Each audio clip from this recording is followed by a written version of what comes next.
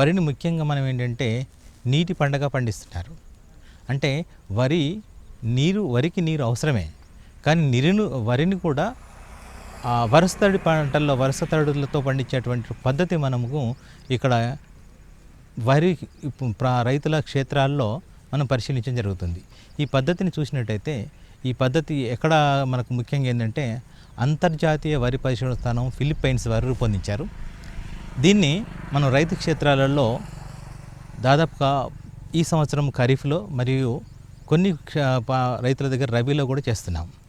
ఈరోజు ఖరీఫ్లో చూసినప్పుడు మనకేంటంటే ఈ వరి ఒక ఎకరము పండించిన నీటితోని ఈ వరుస తడుల పద్ధతిలో 1.5 ఎకరా వరకు పండించుకోవచ్చు. అంటే నీటిని ఆదా చేసుకోవచ్చు. ఇంకోటి ఏంటంటే ఈ వరికి నీరు ఎక్కువ పెడుతున్నారు కాబట్టి ఈ వరికి వేసేటువంటి ఎరువులు కానీ మూలకాలు ఏవైనా కానీ ఈ భూమిలోకి ఇంకిపోతున్నాయి. భూమిలోకి ఇంకిపోవడం వల్ల ఏంటంటే మనకు ఈ వరి వేరు వ్యవస్థకు ఆ మూలకాలు అందకపోవడం వల్ల వృధా అవుతున్నాయి. కాబట్టి ఈ మూలకాల వృధాను అరికట్టడానికి మరియు నీటిని ఆదా చేసుకోవడానికి, అదేవిధంగా మనకు ఇప్పుడు తెలంగాణ ప్రభుత్వం వారు ఇస్తున్నటువంటి 24 గంటలు ఉచిత కరెంటును కూడా చాలా మటుకు ఆదా చేసుకోవడానికి చాలా మటుకు ఈ పద్ధతి ఉపయోగపడుతుంది. ఈ పద్ధతిలో చూసినట్టయితే ఇక్కడ మనకొక ఈ అంతర్జాతీయ వరి పరిశోధన స్థానం ఫిలిప్పైన్స్ వారు రూపొందించినటువంటి ఒక ప్లాస్టిక్ పైప్ మనకు కనబడుతుంది. ఇక్కడ ఈ ప్లాస్టిక్ పైప్ చూసినట్టయితే ఇది దాదాపు 40 సెంటీమీటర్ల పొడవు, 15 సెంటీమీటర్ల వ్యాసార్థంతో ఉంటుంది.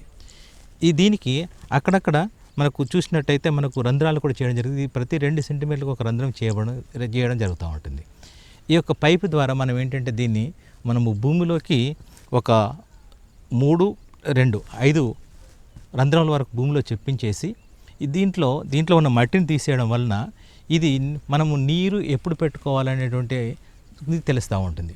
అంటే పైపులో ఉన్నటువంటి నీరు పోయి తర్వాత ఇంకోటి ఏంటంటే ఈ 2 వరుసలలో నీరు వచ్చేయడం వల్ల మనకు పొలంలో అక్కడక్కడ చీమ నేర్రి పారినట్టు తెలుపుతూ ఉంటుంది. అంటే మనకు వేరు వ్యవస్థలో నీరు ఉందని తెలుస్తూ ఉంటుంది. ఆ నీరు ఉన్నప్పుడు అది కూడా పోయినప్పుడు మనం నీరు పెట్టుకోవాల్సిన అవసరం ఉంటుంది. ఇప్పుడు ఇది కూడా రైతు అనుభవాలను కూడా తెలుసుకుందాం. ఇప్పుడు ఈ నీరు పెట్టుకోవడం వల్ల అసలు మనకి ఎలాంటి జరుగుతూ ఉంటుందంటే ఒకటి ఏంటంటే నీరు ఆదా అవుతుంది, కరెంటు ఆదా అవుతుంది. మనం వేసినటువంటి మూలకాలు వేరు వ్యవస్థ దగ్గరనే ఉంటాయి కాబట్టి ప్రతి ఎరువు కూడా మొక్కకు సమర్థంగా ఉపయోగపడి దిగుబడి పెంచుకోవడానికి అవకాశం ఉంటుంది. అదేవిధంగా ఇది ఆరుతడిగా ఉంటుంది కాబట్టి పంట, కాబట్టి దీనికి చీడపీడలు కూడా దోమపోటు కానీ తెగుళ్ళు కానీ తక్కువ వస్తాయి.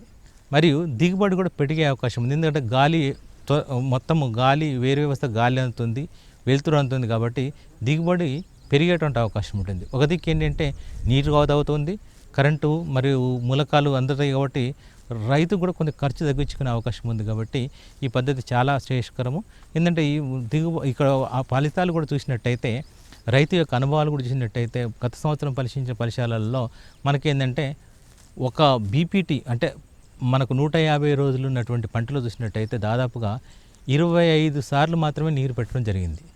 అంటే వారానికి దాదాపుగా ఒక్కసారి నీరు పెడితే సరిపోయింది. ఇది చౌక భూములలో అంటే శాండిలో అంటాం, చౌక భూములలో 25 సార్లు పెట్టాం.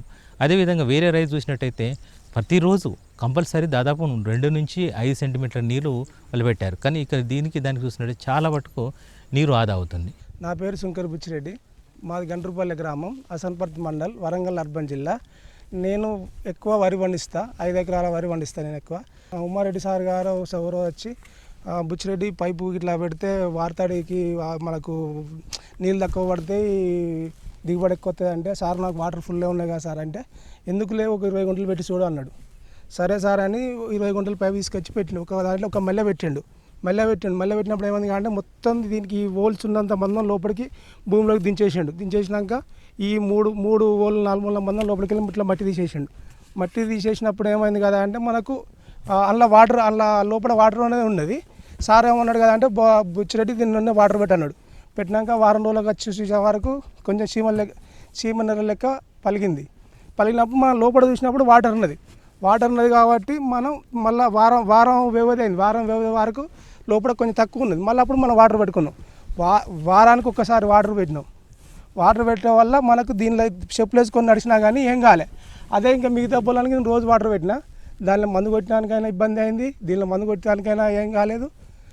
ఇదో మంచిగా ఉంది పొలం, అదో కొంచెం దోమకాట ఆశించింది. ప్లస్ ఇప్పుడు దీనికి దోమకాట రాలేదు. ఇది ఎక్కువ దిగుబడి వచ్చింది. ఎక్కువ అంటే ఇది ఇప్పుడు దాదాపు 20 గుంటలకు ఒక మడికి పెట్టినాం, 20 బస్తాలు వెళ్ళింది. అది 15 బస్తాలతో వెళ్ళింది. బీపీటీ రకం 10 కాదు 10 బస్తాలు వెళ్ళాయి. అదంతా దోమకాట వచ్చిపోయింది. దీనివల్ల మనకు నీళ్ళు ఆదా అయిపోయినాయి.